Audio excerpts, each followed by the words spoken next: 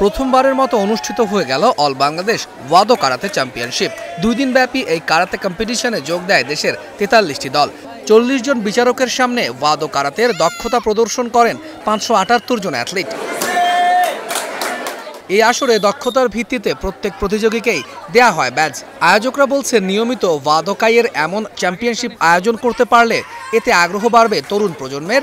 ওয়াদোকাইয়ের বৈশ্বিক আসরগুলোতে ভালো করার সম্ভাবনা বাড়বে বাংলাদেশের। আমরা বাংলাদেশ ওয়াদোকাই কারাতে অ্যাসোসিয়েশনের পক্ষ থেকে এই প্রথম বাংলাদেশে আমরা একটা টুর্নামেন্ট করতে যাচ্ছি। সারা বাংলাদেশ থেকে আমাদের এখানে প্রায় 43টা টিম পার্টিসিপেট করছে।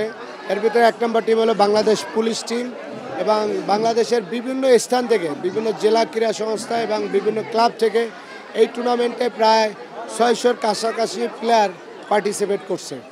এর ভিতরে আমাদের লক্ষ্য যে বাংলাদেশের কারাতেটাকে ডেভেলপ করা এবং বাংলাদেশের যুব সমাজকে তাদেরকে মাদক মুক্ত করা এবং বাংলাদেশের যে শিশুরা আছে, আমাদের শিশুরা এরা আগামী দিনের ভবিষ্যৎ।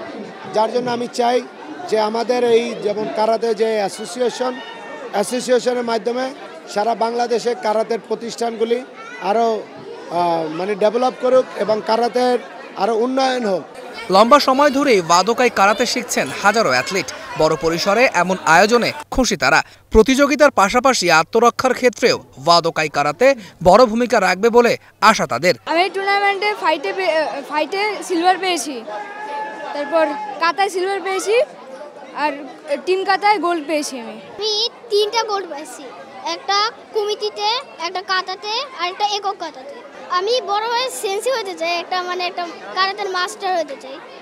এটা আমার একটা স্বপ্ন আছে, আমি টুর্নামেন্টে খেলে অ্যাকচুয়ালি অনেক ভালো লাগছে আমার এই টুর্নামেন্টে খেলে। আর এখানে আমি গ্রুপ কাতা একটা বাকি আছে, তো আমি ফাইট আর কাতাতে 2টা গোল্ড পেয়েছি, মাশাআল্লাহ, আলহামদুলিল্লাহ।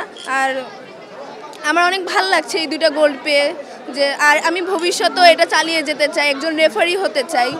আগামী বছর আরও বড় পরিসরে ওয়াদো কারাতে চ্যাম্পিয়নশিপ আয়োজনের প্রত্যাশা বাংলাদেশ ওয়াদোকাই অ্যাসোসিয়েশনের। তৌহিদুল ইসলাম, স্টার নিউজ, ঢাকা।